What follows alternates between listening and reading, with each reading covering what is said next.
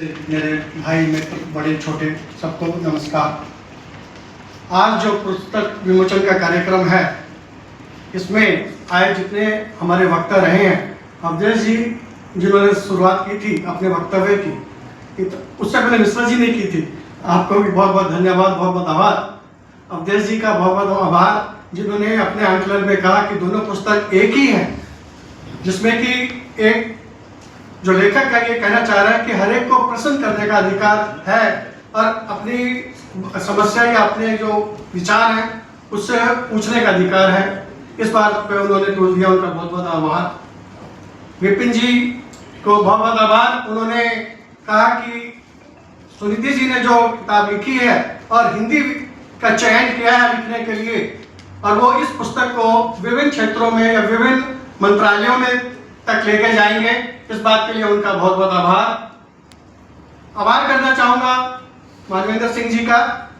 India और भारत, मुझे लगता है आज भी कई लोगों को इसका क्यों अंग्रेजों ने भारत को इंडिया मतलब इंडिया का शब्द लेके आए, उसका जो इन्होंने व्याख्यान किया, यह जानकारी बहुत महत्वपूर्ण थी।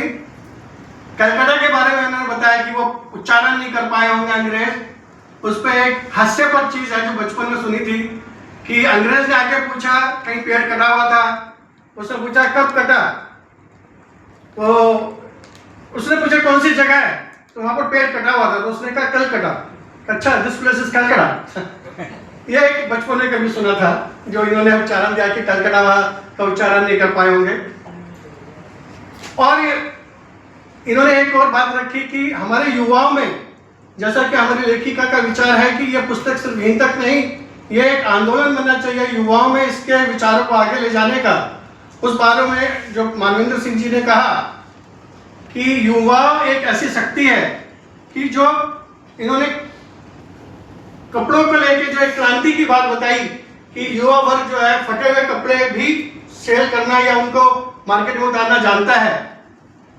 कभी कभी युवा ये भी सोचेगा कि ये कमेंट था या कॉम्प्लीमेंट था, but we take it as a compliment. धन्यवाद मानवेंद्र सिंह जी, आपका बहुत बहुत आभार। शिव शक्ति जी, आज जब मैं सुबह पुस्तक पढ़ रहा का मैंने पन्ना पलटा, तो मैंने वहां पर एक जब पढ़ा शिव शक्ति जी के बारे में कि उनको समर्पित, तो ऐसे ही एक विचार आया। मैंने बोला अच्छा, परमात्मा को समर्पित। तब मुझे पहली बार पता चला नहीं, ये शिव शक्ति जी, जो लेखिका जी ने मुझे बताया कि शिव शक्ति जी जो है उनके विचारों से मैं इतना उत्प्रेरित हुई कि मैंने इस पुस्तक को लिखने का विचार बनाया। आपका बहुत बहुत आभार।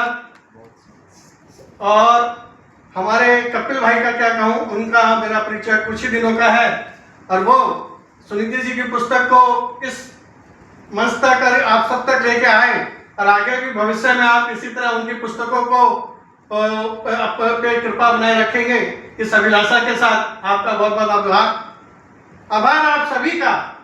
और आभार हमारे विक्रम भाई का, जिन्होंने भी यही विचार रखा कि इन दोनों पुस्तकों का मूल उद्देश्य यह है कि युवाओं में चेतना जगाना, तो वो चेतना आगे बढ़े। और आप जितने भी यहाँ युवा बैठे हैं, काफी कम चेहरे दिख रहे हैं युवा, बट जितने भी युवा बैठे हैं वो इस चेतना को आगे बढ़ाएं और दीनदयाल जी के विचारों को आगे किस तरह से युवाओं में चेतना बढ़े, इस पर विचार करें। शुभ संध्या, नमस्कार, वंदे मातरम। जलपान के लिए आप सब हमारे साथ। अंततः मैं सुनीति मुंशी का भी मैं क्षमा चाहूंगा। सुनीति मुंशी जो लेखिका हैं, इनका बहुत बहुत आभार कि इन्होंने इस कार्यक्रम में मुझे बुलाया। और सुनीति मुंशी को मैं अब से नहीं, हम लोग एक ही कॉलेज में कभी पढ़े हैं, उस जमाने से जानता हूँ, कई सालों से जानता हूँ। आपने इतनी अच्छी पुस्तक लिखी कि इन सब के विचार उसके लिए बहुत पॉजिटिव आए।